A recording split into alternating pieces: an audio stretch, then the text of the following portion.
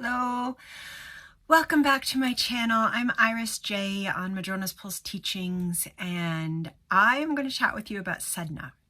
So we have been talking about Gemini coming into Jupiter, which might have already happened by the time that you're watching this. And Sedna came into Gemini not that long ago, April 27th, though she first came into Gemini in 2023, and then she went back into Taurus, and now she's fully in Gemini until 2065, when she'll move into Cancer. And so when we're talking about Sedna, we're talking about this archetypal energy that is, her orbit in Earth years is around 11,400 years. She's one of these kind of wisdoms and archetypes that resonates on almost a vibrational level that we absolutely work within the subconscious, the unconscious. I mean, we talk about Pluto as one of our further out archetypal planet energies, and Pluto's a lot closer than Sedna, right? And we talk about Pluto as so much of Pluto's energy being unconscious. So when we're talking, you know, about Sedna, and we're entering into these kind of galactic levels of archetypal resonance. I'm sorry, that's Athena. We have to be mindful of that. And because we don't treat her like we treat Venus, we don't treat her like we treat one of our personal or even transpersonal archetypes. And yet, she absolutely speaks with us, especially when transiting Sedna is talking with planets, as she was doing during our recent Sagittarius full moon. And if you have her talking to natal planets in your natal chart, then that wisdom is coming up and merging with those archetypes. And so as I'm making this video, she is talking with the Sun and Jupiter and Venus, and her and Venus have been conjunct. And part of the reason I'm making this video, there was a request for Sedna in the YouTube comments, and also because in the Cosmic Rhythms group that I work with in Patreon, we were talking quite a bit about Sedna during our talk around the Sagittarius full moon. And I've been on a bit of journey with her, and I've been dreaming with her. This is what happens with me.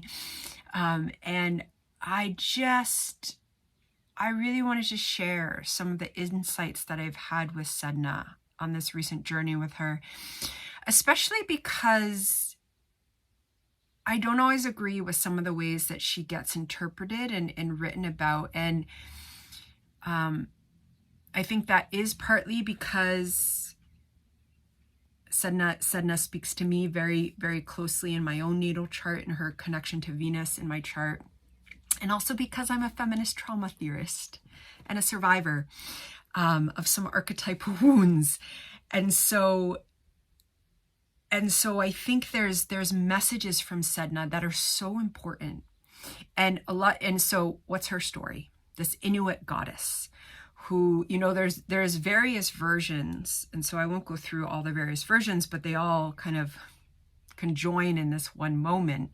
But we have a woman who very clearly did not want to live her life in alignment with the patriarchal rule of her community, meaning that she would marry, and that her father would determine whom she would marry. And so the story of this kind of resistance and of her own resistance to this ends up with her in a boat with her father. When you live in a little cat sanctuary, they get up to things. And so it comes into this moment of her in the boat with her father. And then in order to save himself from the boat, and she falls over and she's holding on to the boat. And so, and they're in the ocean, You know, the boat could capsize. And so in order to save himself, he slices through her hands that are holding onto the boat so that he's not pulled over with her. And she, of course, falls into the ocean and he leaves. And so we have one of these archetypal wounds of the father that betrays his daughter. And she falls into the ocean. And her hands, digits, turn into, there's kind of different accounts, but they turn into whales and seals and the creatures of the ocean. And she herself transmutes and she becomes the ocean. And she becomes the goddess of the ocean. And, you know, again, remember that we're talking about this archetypal resonance that is so deep and so ancient and speaking to us on layers that our conscious mind can't always access. And yet Sedna has just come into Gemini, a sign of the conscious mind. So we are coming in a shift. So Sedna was in Taurus, and now she is in the air sign of Gemini, and she was in Taurus since 1966. And so you either have Taurus and you either have Sedna in your chart in Taurus, or if you were born before 66, you have her in Aries. And so now she's coming into an air sign, and it's very recent. And just as she comes into Gemini, we have our sun come into Gemini, we have the Sagittarius full moon that we've just had, and we have Jupiter coming into its year in Gemini. And there is something that we can, you know, especially as the personal planets and transpersonal planets speak with Sedna in their own cycles. We can come into these different layers of hearing her speak to us and giving us her messages. And one of the messages, you know, there's so much focus, rightly so, on betrayal with Sedna. And yet what we have with Sedna is we have a woman that never fit. We have an archetype of a woman that never fit within the culture that she was born into, the family that she was born into. And through this trauma, she becomes something wholly other. She manifests into whales, like the wisdom of whales, the ancient wisdom of whales. And she manifests into literally the ocean. And I think that as she comes into Gemini, we're offered potentially some new ways of looking at healing, some new ways of being and journeying with trauma. Strangely or not so strangely, as I said, she's strong in my natal chart. I just published a book called The Poetry of Belonging, and there's a moment in this book when I stand on the shore and I watch this version of myself that, oh man, did she work hard. Oh, the things that version of myself lived through. And she was done. She had finished her journey, and I watch her be carried out into the ocean and transmute into the ocean. For those that know Tofino, this moment happened in Tofino on the BC West Coast. And those moments of transmutation are real. They are not literary metaphors. They are not analogies. They are archetypal embodiments that speak beyond what ordinary language can often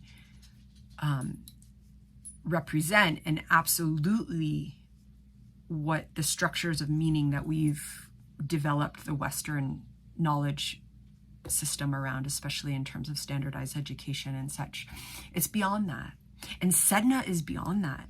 Sedna's journey is beyond that. Sedna's pain is beyond that. And Sedna's transcendence is beyond that. And in Sedna, we get this journey of someone who is never defined by her betrayal of her father. She is never defined by what was done to her. Those are real and they are moments in her story. But her story in herself is about so much more. And in Sedna, we get a story of a woman who does not, of a being, I mean, she transcends being a woman, of a being who there is no shame in herself. There is just the oceanic being and belonging with all the beings that emerge out of her archetypally. And so I think one of the things that as she moves into Gemini, and especially as we have this very present and potent Gemini season that we've started out with, that we can really take some of these messages into our own life. I mean, she's been dancing with Venus and self-love.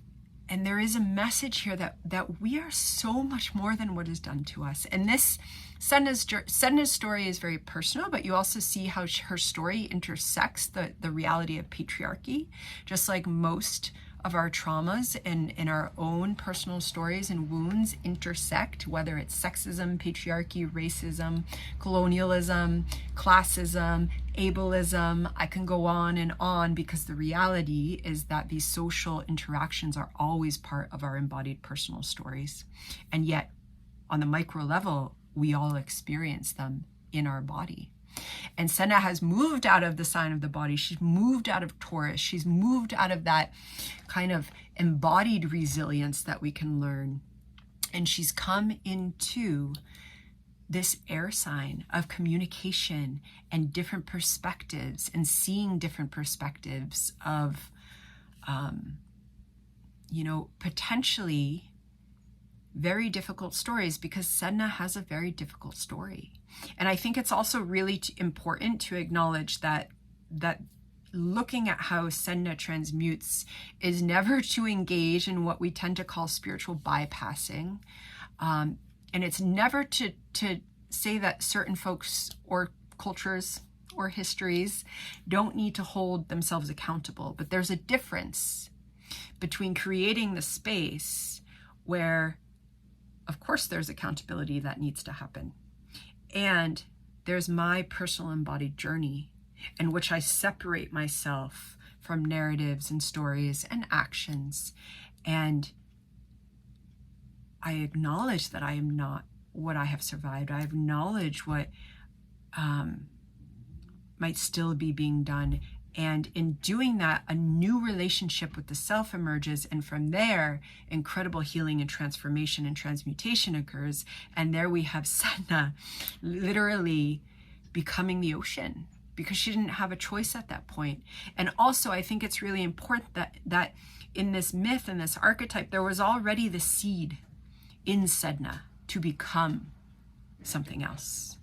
And in her story, that seed blossoms through her trauma. And so there is, there's a different framework in which Sedna allows us to kind of wrap our minds around stories and to see a journey of belonging as something that is much bigger. And when we open this up to the journey of a soul, we know that if there's multiple timelines and soul lives, there's always so much more. And so as Sedna, and Venus just was conjunct Sedna, and here we have such a message of self-love, of transformation coming into our mind, into our language, into the way that we speak to ourselves. I think that a really big message of Jupiter and Gemini is also how we speak to ourselves, and to recognize the dualities that exist in our own inner dialogues, and to bring self-love into that. And Jupiter comes into Gemini by dancing with Sedna.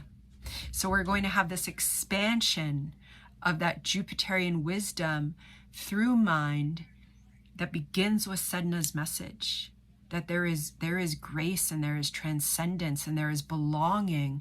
And we also may need to switch our perspectives. We may need to come into that Gemini duality, which can actually be much more than a duality. When we're talking about Gemini, Gemini can keep switching positions and perspectives. And if we do that in a very kind of beautiful way, there's a structure of growth that happens, because instead of getting stuck going back and forth, and Gemini can get stuck, Gemini can keep growing, and it can keep kind of coming into a spiral in which it keeps growing in its understanding by switching positions. And that's a big difference, and that's important to keep in mind here. And so I'm gonna leave it there. You've probably witnessed that there's a bit of a cat conversation going on, because Babes is outside and he for the most part stays outside, and she has a bit of a love thing with him. So you're witnessing that. Hopefully it wasn't too distracting. And there's so much more to say about this. If you are someone that's interested in kind of radical healing paradigms, check out my book, The Poetry of Belonging, because I wrote that book with a heck of a lot of love, and partnered with an independent press who is meeting the world with an equal amount of love in order to change paradigms. And there's so much unfortunate stuff out there about embodied healings around trauma, and it doesn't have to be. There's other routes, and archetypal evolutionary astrology is one such route. And on that note, I am sending you blessings, and be well.